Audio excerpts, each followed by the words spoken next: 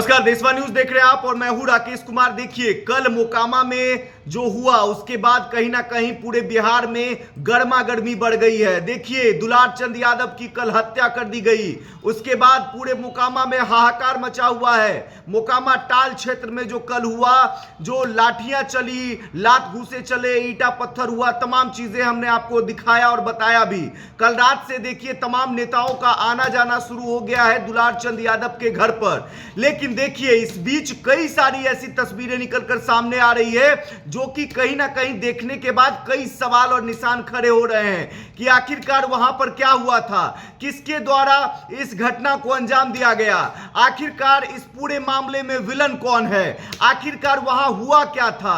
कई तस्वीरें निकलकर सामने आई हैं। देखिए, आप एक के बाद स्क्रीन पर एक के बाद एक कई सारी तस्वीरें आपको देखने को मिल रही होगी। आप तस्वीरें देख सकते हैं किस तरीके से। देखिए, एक तस्वीर जो निकलकर सामने आई है उसमें साफ तौर पर आपको दुलार चंद यादव भी नजर आएंगे। और देखिए वहां पर क्या हो रहा है, वहां पर गाड़ियों का काफिला है और लगातार गाड़ियां जो है वो आगे बढ़ रही हैं, पीछे से पत्थरबाजी हो रहा है। दुलार चंद यादव भी वहां पर नजर आ रहे हैं। इसको लेकर देखिए अनंत सिंह ने भी कल बयान दिया था और अनंत सिंह ने साफ तौर पर कहा था कि दुलार चंद यादव के द्वारा सबसे पहले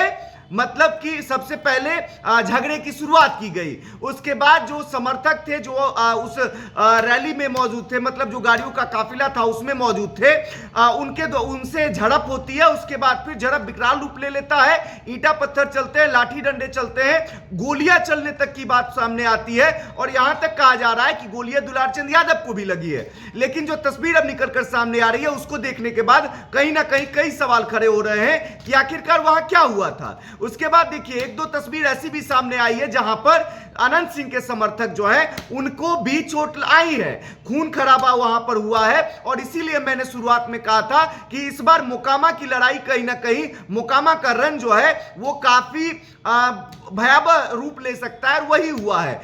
मोकामा के रण में खून खराबा शुरू हो गया, उसी बीच क्या हुआ, हत्थे चढ़ गए हैं दुलार चंद यादव।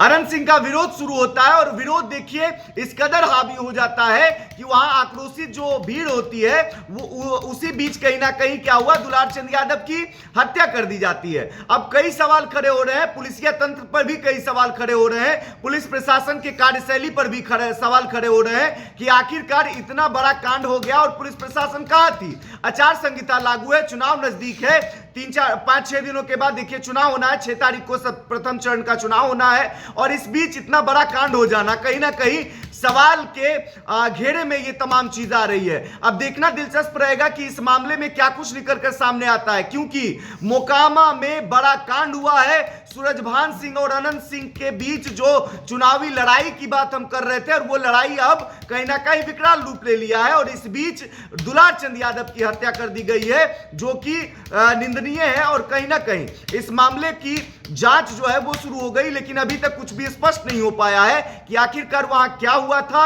और कैसे दुलार चंद यादव की हत्या हुई। क्योंकि देखिए घर परिवार वालों का आरोप है, दुलार चंद यादव का देखिए पैर भी टूटा हुआ है।